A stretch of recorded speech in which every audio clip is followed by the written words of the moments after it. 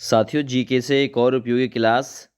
आप देखना, ये जो 20 सवाल आज की वीडियो में मैं आप लोगों को कराने वाला हूँ, इनमें से आप कितने कर पा रहे हो। अगर आप इन 20 में से 12 से 14 सवाल कर पा रहे हो तो ये मान के चलना कि जीके आपकी अच्छी है। तो ध्यान से ये सवाल देखना। सबसे पहला सवाल है, नकदी फसल में कौन सा शामिल नहीं है? गन्ना, गेहूं, जूट या कपास।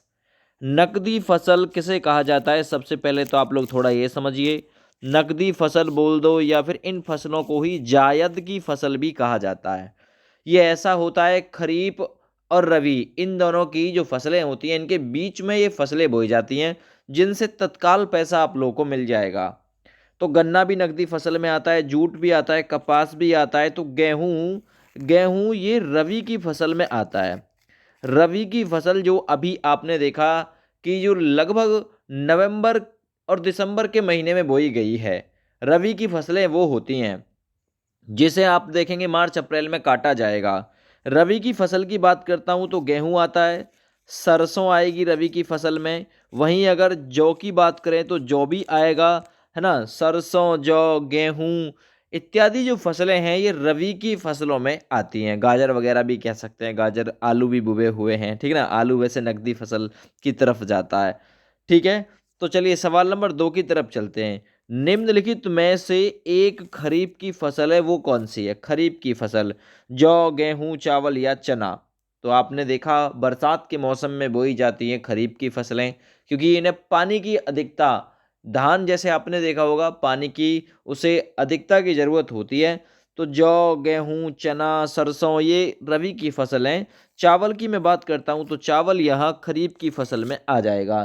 खरीफ की फसल में अगर मैं और बात करूं तो धान, मक्का, बाजरा, सोयाबीन, मूंगफली, उड़द और अरहर इत्यादि आता है। वहीं देखिए पिछला हमारा सवाल था नकदी। तो नकदी की जो फसल है उन्हें आप लोग ध्यान से सुनिएगा, मैं बता रहा हूं। कॉफी, चाय, कोको, गन्ना, कपास, मसाले, तंबाकू, नारियल ये सभी नकदी फसल में आता है दोस्त। सवाल नंबर 3, किस जनजाति के लोग दूध को ताजा ना पीकर उसे खट्टा करके पीते हैं? ताजा ना पीते हैं, खट्टा करके पिएंगे उसे। तो किर्गिज जनजाति के लोग हैं जो दूध को ताजा नहीं पिएंगे, खट्टा करके ही पिएंगे। इंडोनेशिया की राजधानी जकार्ता का प्राचीन नाम क्या है? सबसे पहले तो ये पूछेगा इंडोनेशिया की राजधानी का नाम क्या है। याद रखना वो राजधानी का नाम है जकार्ता। इंडोनेशिया की मुद्रा कौन सी चलती है? तो दोस्त मुद्रा को याद रखना, इंडोनेशियाई रुपया चलता है यहाँ पे। अगर यहाँ मैं बात करता हूँ इसके प्राचीन नाम की, तो इस सवाल के लिए सही ऑप्शन जाएगा डी ऑप्शन, बटाविया। बटाविया है इंडोनेशिया की राजधानी जकार्ता का प्राचीन नाम। किस देश को वनों का देश कहा जाता है? वहां पे वन बहुत ज्यादा मात्रा में आपको देखने के लिए मिलेंगे। तो सही आंसर है ब्राजील, वो कंट्री है जिसे वनों का देश कहा जाता है।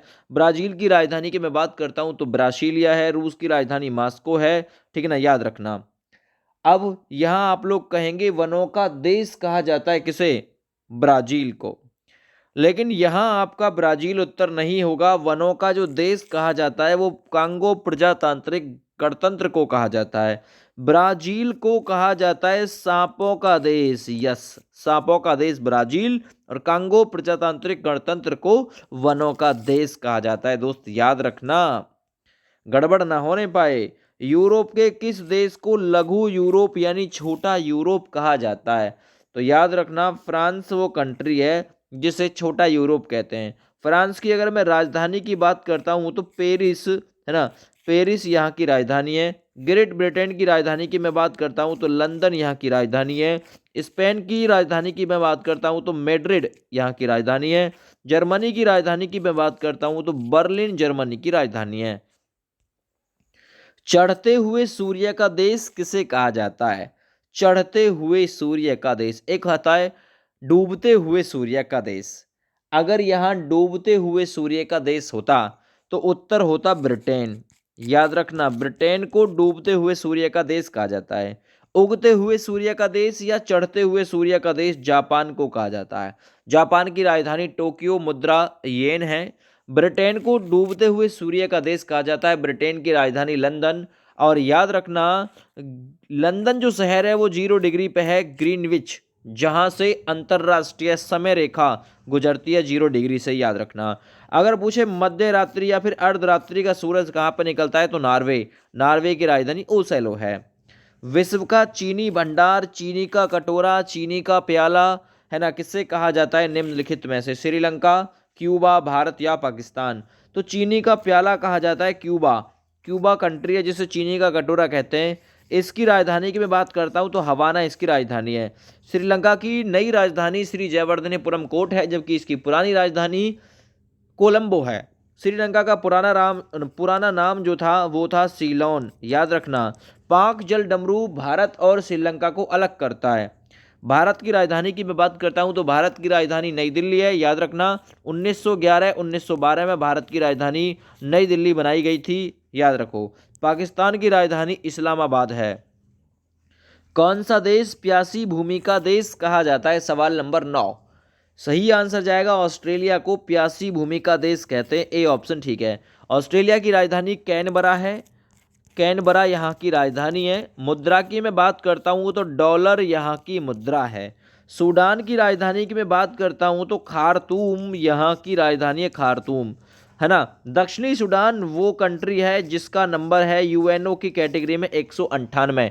यूएनओ यूनाइटेड नेशंस ऑर्गेनाइजेशन यानी संयुक्त राष्ट्र संघ के अनुसार 198 देश हैं, याद रखना, यूएनओ के अनुसार। और 198वां देश दक्षिणी सूडान ही है। मिस्र की मैं बात करता हूँ, इजिप्ट कहते हैं इसे, मिस्र, है ना।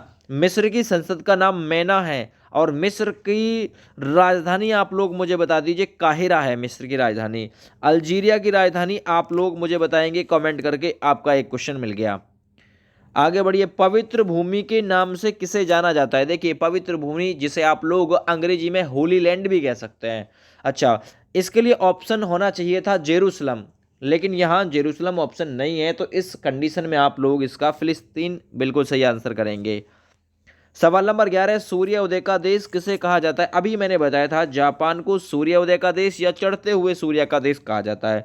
ब्रिटेन को डूबते हुए सूर्य का देश कहा जाता है। नॉर्वे को अर्धरात्रि के सूर्य का देश कहा जाता है। कौन सा देश 1000 पहाड़ियों का देश कहलाता है?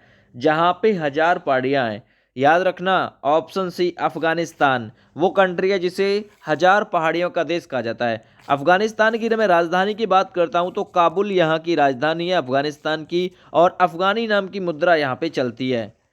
अगला सवाल, किस देश को सांपों का देश कहा जाता है? सवाल नंबर 13 और उपयोगी सवाल है।